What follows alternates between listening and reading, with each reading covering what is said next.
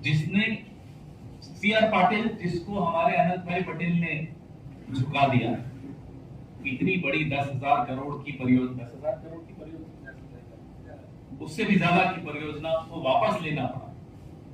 और ये ऐसी पार्टी जो जनता के हित में अगर फैसला कोई वापस लेना पड़े तो उसको भी वो हार मान ले अपनी, ऐसी पार्टी कह रही है कि अनंत पटेल हारेंगे। तो उसमें तो मैं आपको क्या, ये कभी कभी मजाक करने की आदत होती नेताओं। सीआर पाटिल जी ने मजाक किया, हंस लो आप भी, हम भी हंस लो। चुनाव के बाद देखते हैं कौन हंसता है कौन रोता है। बार-बार ये कहते हो कि ऑफिसर्स ने एमएलए को कहा कि आप भारतीय जनता पार्टी में जुड़ जाओ। आज तक आपने कभी नाम नहीं बताया, ऐसा क्यों? नाम भी बोल दो कि आनंद भाई पटेल से पूछ लीजिए, आनंद चौधरी से पूछ लीजिए, आप पूछिए और छापिएगा। बस इतना वादा कर दीजिएगा, मैं उन तमाम लोगों को आपके सामने बैठाने को तैयार। छापने की जिम्मेदारी आपकी, प्राइम टाइम पे चलाने की जिम्मेदारी आपकी। हम नहीं छूटेंगे, खुलासे किए हैं, आगे भी करेंगे, आगे भी करेंगे। भाई अफसरों से लड़ाई नहीं है, लड़ाई जिससे है उनके आकाओं से है। अफसरों को सिर्फ ये सलाह दी जा रही है कि अपने आकाओं के हाथ में प्यादे मत बनिए, कल सरकार हमारी भी आएगी, फिर बताएंगे। महत्वपूर्ण मुद्दा ये है कि कांग्रेस अपने एमएलए एमपी को क्यों नहीं संभाल पाती, वो क्यों जाने चाहते हैं? मैंने आपको बताया, विपक्ष की राजनीति करना आसान नहीं होता। राहुल गांधी में दम है, वो कर रहा है। हम में से जो लोग बैठे हैं दम है, हम कर रहे हैं। कुछ लोगों में दम नहीं होता, व्यापार करते हैं, डर जाते हैं, नोटिस आ जाता है, सरकारी अफसर डरा देते हैं आकर कि साहब ये धाराएं लग जाएंगी। कांग्रेस से पास इतना सारा डर ही कांग्रेस से है। जाहिर सी बात है कि जिसकी दुकान पे सौदा होगा वहीं तो जाकर लूटमार होगी, कहीं और थोड़ी होगी।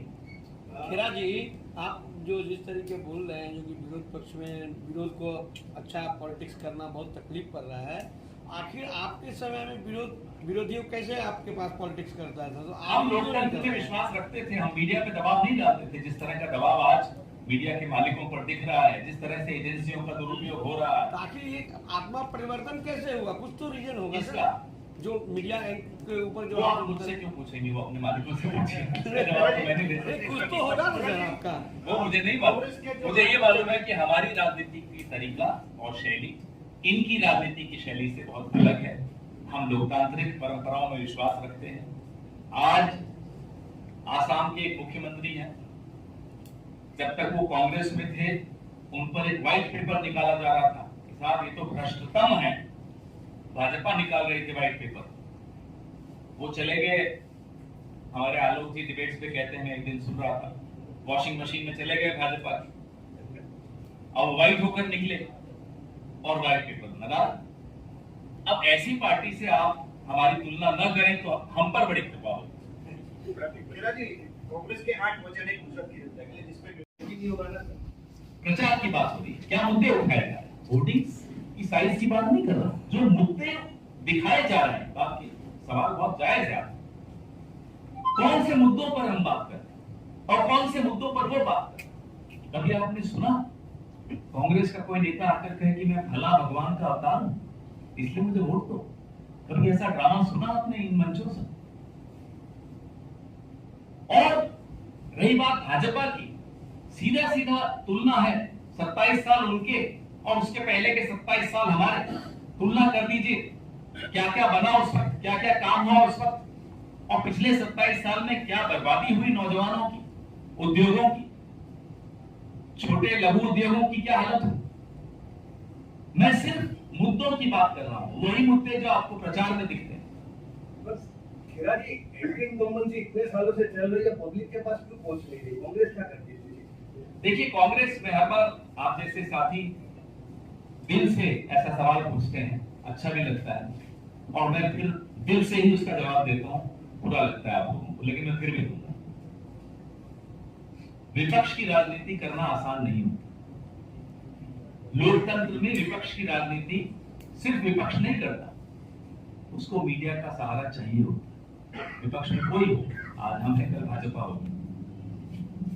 आप याद करिए 2014 से पहले का मीडिया सीएजी की ड्राफ्ट रिपोर्ट लीक हो गई पे हफ्ते भर रोज प्राइम टाइम शो चलाता था।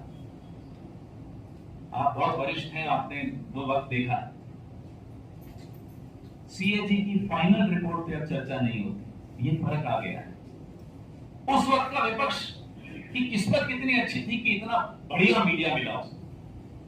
आज के विपक्ष की किस्मत देखिए, मीडिया बहुत बढ़िया है, उसके मालिक थोड़े झुके हुए, रिपोर्टर्स में कोई कमी नहीं दिखती। आप लोग मेहनत कर रहे हैं, हमारी तरह आप शायद हमसे ज्यादा मेहनत कर रहे हैं, लेकिन कितना बुरा लगता होगा आपको कि जो मुद्दे हैं जमीन पर, शाम को वो टीवी पर नहीं दिखते। शाम को वही होता है कि रावण की दाढ़ी क्यों है, तो इस मुद्दे पर कभी चुनाव लड़ा जाए? क्या इस मुद्दे पर राजनीति होनी चाहिए इस देश की कि रावण की दाढ़ी क्यों आ गई? हफ्ते पर डिबेट चल रही है इस पर। मैं सिर्फ आपसे यह गुजारिश कर रहा हूं आपके सवाल के जवाब में, भाई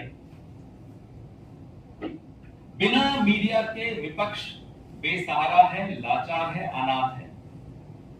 तो जब आप सवाल पूछते हैं कि कांग्रेस की बात या विपक्ष की बात लोगों तक क्यों नहीं पहुंच रही, वो सवाल आप अपने आप से भी पूछिए और मुझसे भी पूछिए, और दोनों मिलकर जवाब देंगे। ऐसे ही अन्य खबरों के लिए चैनल को सब्सक्राइब कीजिए।